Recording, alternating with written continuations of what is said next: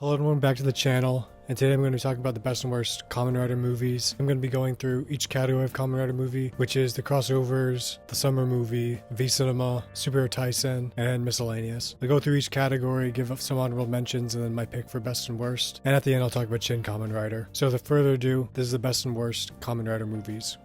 First up is the crossover movies, which include the Movie Wars, AC Generations, and pretty much any movie where the present Kamen Rider crosses over with the previous year's Kamen Rider. I would say this is probably the weakest category of movies. They're overall not great, but there are some good ones. First, the honorable mentions for the best. First is Wizard and Forze, Movie War Ultimatum. This is one of the best movie wars. You got two pretty decent segments. Forze segment is probably my favorite out of any movie war segment. Wizards, I don't care, but it's still fun enough. And then the third act crossover is actually pretty good. The first Heisei Generations, Dr. Pac-Man vs. X8 and Ghost of Legend Riders, easily the best Heisei Generations movie. It finally got rid of the movie war formula of two separate stories that I didn't really like. It actually feels like a Ghost and X8 crossover. The Pac-Man stuff and the Legend Riders, I could take it or leave it. They don't really matter that much. And if they weren't there, it probably would have been a much better movie. But overall, still a very enjoyable crossover movie. And then finally, it's Kamen Rider Reiwa, the first generation. It's the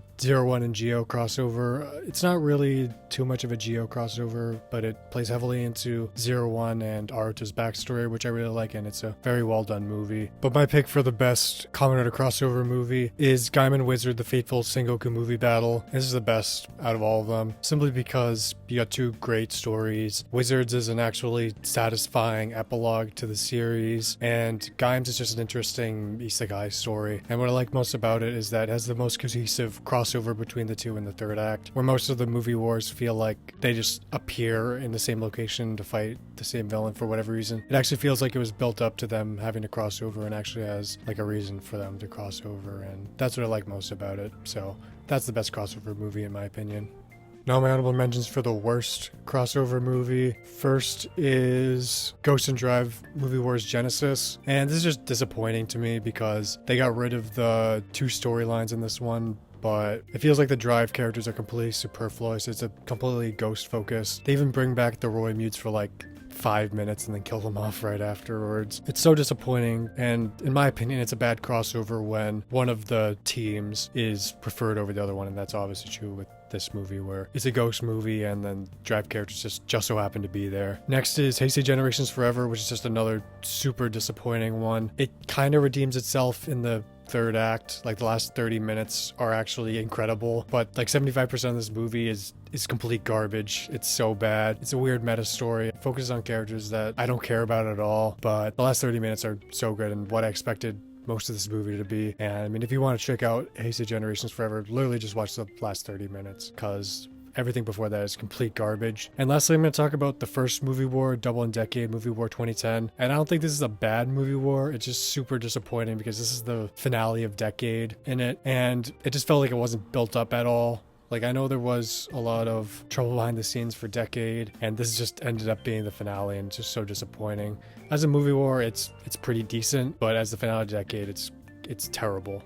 But none of those even hold a candle to the actual worst crossover movie, which is the Gottschalk and Geats winter movie. And I had low expectations going in. I heard it wasn't very good, but somehow it exceeded even those expectations, and it's one of the worst tokusatsu movies I've ever seen. It's just the first half of this movie completely sunk the rest of it almost immediately. First of all, you got Hotaro, who's somehow even more annoying than he is in the actual show. He feels like a completely different character. He's so whiny and annoying and just does things that feel completely out of character even for him. And I already didn't like Hotaro, so that's saying something. Kind of similar problem with the Ghost and Drive crossover where the Geats writers feel like they don't even need to be there. They don't justify their inclusion, especially in the first half when everyone except Geats is turned into a Kemi and they're just in their suits. And it's a dumb Kemi fetch quest, and then it ends with like a dream world segment that's so cliche. And then it gets better in the second half, but it's also just generic tokusatsu movie second half. They even wasted a cool idea for a villain, a guy who fought Geats in an ancient DGP but is coming back in the future for revenge, but it's wasted because he barely matters to the story. And the best part of the movie is like Ace and his dog, but again, why is it even here? It makes no sense for its inclusion. And also with Ace being a god, it feels like, why is any of this even a problem to him? He could solve all this immediately. So this is absolutely terrible. There's another movie later on that I'm going to talk about that might be worse than this one, but for now, this is one of the worst tokusatsu movies of all time and easily the worst of the crossover movies. Moving on to the summer movies, and this is a pretty good collection of movies. Overall, you're probably going to get a decent movie no matter which one you choose. First, the honorable mentions, and first we're going to talk about Commodore Yuki Episode Final, which is such a good movie. Definitely set the bar high for me because it's the first Kamen Rider movie I ever saw, and it's probably one of the only Heisei Phase 1 movies that's actually any good. You introduce Fam, who has an interesting connection with Oja, and the rest of the movie is an alternate ending to the series that kind of speed runs the last couple episodes, but also changes aspects where the inciting incident for the entire season is that when Shinji was a kid, he just forgot to go play with Yui, and that causes a chain reaction that causes the entire rest of the mirror world and stuff to happen, and it's kind of stupid but also kind of funny, and the ending is extremely bleak. I did not expect that, but it's a very interesting alternate ending to Yuki. I don't think I like it as much as when I first saw it, but it's still a really good movie. Next is Double Forever A to Z, The Gaia Memories of Fate. This is just an incredibly solid movie, and what I like most about it is that there's no dull moments. I feel like the worst part about some of these movies is that they focus on characters I don't care about or have too many breaks in the action, but this movie is just on all the time. Super interesting. Eternal is a cool villain, and some interesting things with Philip. So just a great movie overall. But my pick for the best Kamen Rider summer movie is Kamen Rider 01 Real Time. And it technically didn't come out in the summer. It came out in the winter because of the quarantine. But it's hands down the best summer movie. And it's one of the only tokusatsu movies I would actually say is just a good movie in general. It's just such an interesting epilogue to the series, especially with Aruto and Izu after what happened in the last couple episodes, and just has a really interesting gimmick where it actually happens in real time. I watched the director's cut, so I don't know if it's still the case with that, but it still is a cool enough gimmick, pretty cool story, and I feel like every single character gets something cool to do, and all the side riders team up and have a cool fight. You got some emotional moments, you got some comedy, you got some really cool action, but it's mostly Aruto and Izu. They carry this movie. Their relationship is so great here, and I just love how great of an epilogue it is to the season as a whole. So this movie is legitimately a great movie. Now for the honorable mentions for the worst summer movie. First is Kamen Rider Hibiki and the Seven Senki. It just didn't really do anything for me. It's just like a Seven Samurai parody kinda, but I don't know, it just didn't have any of the feel that the season actually had, and I didn't care for it one way or another. Completely boring to me. Next is Kamen Rider Decade All Riders vs. Die Shocker. Kind of similar to the 2010 movie war, just disappointing, because this is one of the only parts in Decade where we actually explored Tsukasa's backstory, and even in here it doesn't adequately explain it, so that's kind of the reason, and I just don't care about Legend Rider stuff as much anymore. So even when I saw this the first time, I didn't care for it. Now I care for it even less. And finally, Kamen Rider Gaim Great Soccer Battle Golden Fruits Cup. I wouldn't say this is a terrible movie, and coming in I thought it was going to be like not very good, but I expected something like even more than this because I don't care about soccer at all, but I kind of expected for soccer to be the main focus, where you got some cool action scenes involving soccer, but there's only one soccer match, and then the finale has like a soccer finisher, and that's it. The story itself is kind of interesting, where no matter what the Beat Rider game was, it would always end up being how it is in the show. But I just came in wanting some fun soccer action, and I didn't even get that. There's barely any soccer in the movie about soccer. But the worst summer movie for me is Kamen Rider Phi's Paradise Lost. I like the idea that the Heisei Phase 1 movies had, where they existed in an alternate dimension or an alternate story or something like that. But the problem I have with that is that they really need to introduce their characters well, and this movie did not do that. I felt like focused on characters I didn't care about at all. It was really meandery. Even Saiga, who I saw a couple times outside of this movie, thought he was going to be cool. Not in the movie that much. I just don't care about this movie at all. It was really bad. It has cool ideas, but execution was not there at all, and what it ends up being is so boring, and I pretty much remember nothing from it. Moving on to the V-Cinema movies, which are the direct-to-DVD post-season movies. For the most part, I feel like these are the best movies. You got some stinkers, but overall, this has probably the best average in terms of quality. Now for the honorable mentions for the best. First is Double Returns Kamen Rider Eternal. This is just such an interesting movie. It kind of feels like a war movie where you got Eternal and his crew invading an island of psychic people, kind of makes Eternal into an anti-hero, and it's pretty cool. Like, I don't care about that part, but it just is a really interesting movie, one of the more unique ones, and Eternal was a cool enough character to have his own movie, and I'm glad that he got it. Next is Ghost Rebirth, Kamen Rider Spectre. This is great because it actually makes Spectre an interesting character. In this show itself, he's a very boring character and nothing about him is really explained, but here they actually explain the deal with his clone, explore some stuff with his father, and it makes Makoto an actual interesting character and the best character from Ghost. That's what I really like about it. And finally, Kamen Rider O's 10th Core Medal of Resurrection. Just an incredible homage to the season itself and a great send-off for Eiji's character. As a whole, I wouldn't say it's a great movie, and there's some weird decisions about it, but overall, it's the perfect send-off for Eiji. Exactly how I'd written it up. A lot of times, these characters don't get the send-off they deserve, and it's really cool that Eiji got the exact right send-off that I feel like he needed, and just the emotional through line of the movie is what carried it, even if its plot was pretty bad. But for my best V-Cinema movie, there's actually two that are in a tie for my favorite. And first is Double Return's Kamen Rider Axel. This is like the double summer movie. It's just on all the time. And originally, I didn't care for Akiko and Terui's relationship, but by the end I did care. It starts off with Axel getting his own intro sequence with Leave All Behind as intro theme. That's so good. Just the action in this, it's great. Axel's on the run for pretty much the entire movie and doesn't have access to Axel, so it's a lot of untransformed fights. Even the comic relief detective Bano gets a fight scene that's really good. And yeah, I could take or leave Akiko and Terui's relationship, but by the end, it made me care about it, so that's a testament to how good this movie was. And the other one that's tied for first place is Kamen Rider Saber Trio of Deep Sin, which I heard going in was really good, but I was obviously skeptical because of how bad the season itself was. But the season just blew me away at how good it was, how great a story it is, easily the best story out of any of these movies. Why didn't they have the person who write this movie write the season? It's like a cool murder mystery involving the swordsmen. It's just so well written, such an interesting mystery. It's so emotional. It's just such a great movie. Like Axel, Trio of Deep Sin, and Real Time, the three Kamen Rider movies I would say, are actually good movies, and especially Trio of Deep Sin. It's crazy how much better it is than the season itself. So Kamen Rider Axel and Trio of Deep Sin, the two best V-Cinema movies.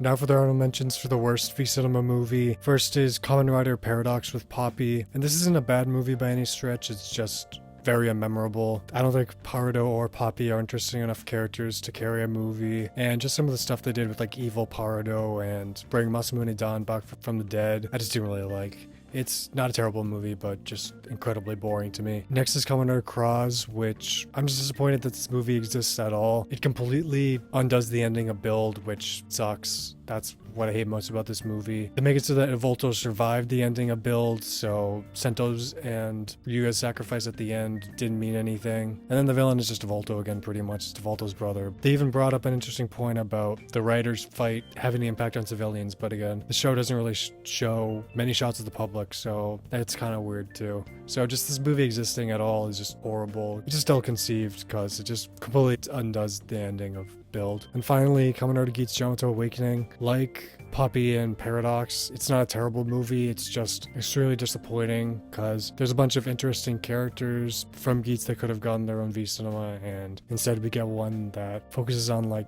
Yamato that are gaining sentience, if I'm not mistaken, and just completely unmemorable. Geats is such an interesting world that I feel like there are so many better stories that could have been told, and this is the only V-Cinema that we've gotten, so that's disappointing.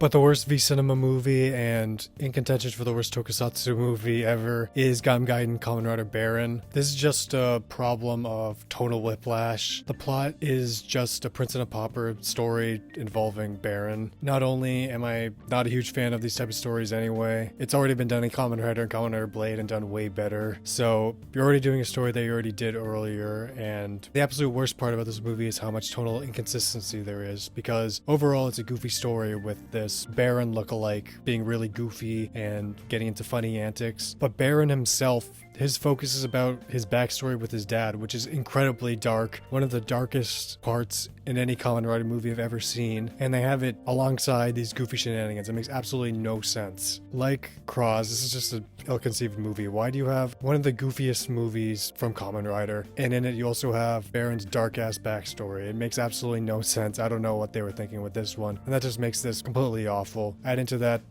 this type of story has already been done in Blade, and it was actually done with like a unique twist to it, and this is just one that should never be watched. It's terrible. Moving on to the Superhero Tyson movies, these are overall not great movies, but they're always a lot of fun, so I enjoy most of these even if they're on the lower end of the quality spectrum. The honorable mention for the best Superhero Tyson movie is Kamen Rider Tyson. While it's disappointing that Super Sentai is basically not in this movie at all, it has probably the best story out of all of these movies, involving Kamen Rider 11, who's a pretty cool villain. The Showa versus Heisei stuff, I don't really care. It doesn't really make any sense either. It's kind of just there to get the Kamen Riders to fight each other and that's it. But it has a really good cast that's focused on, and some really cool moments. Overall, this is one of the best Superhero Tyson movies. But the best Superhero Tyson movie is obviously the original. There's no competition here. It's so much better than all the other ones. The original is usually the best. In this case, that rule is confirmed. There's an actual plausible reason for why Super Sentai and Kamen Rider are fighting each other, and most of the other ones it feels really contrived. There's a cool reveal at the end, even if it isn't that much of a surprise. It has easily the best cast that's followed. You got some of the O's cast, you got some of the Gokaigers, and the final fight is so good. Even if the ending with the end makes no sense and is completely out of character for him, the rest of the set pieces are so cool. A lot of cool action. So easily this is the best Superhero Tyson movie. You probably only need to watch this one because it kind of leaves all the rest of them to shame.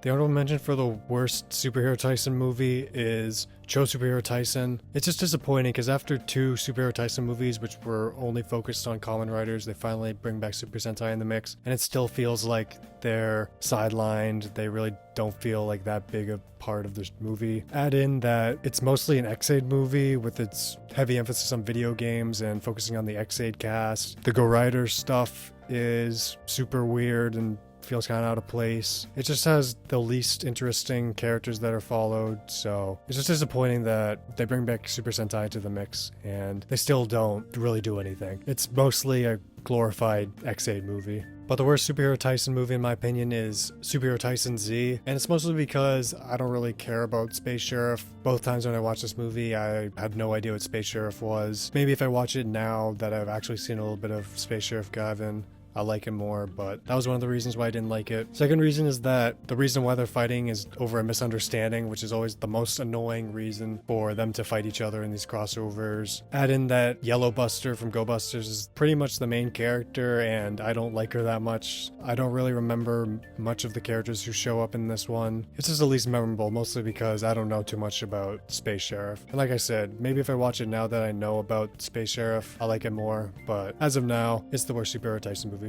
Still fun. I don't think any of these movies are completely terrible. There's always fun to be had in them. But this one is easily the least interesting and the least memorable in my opinion.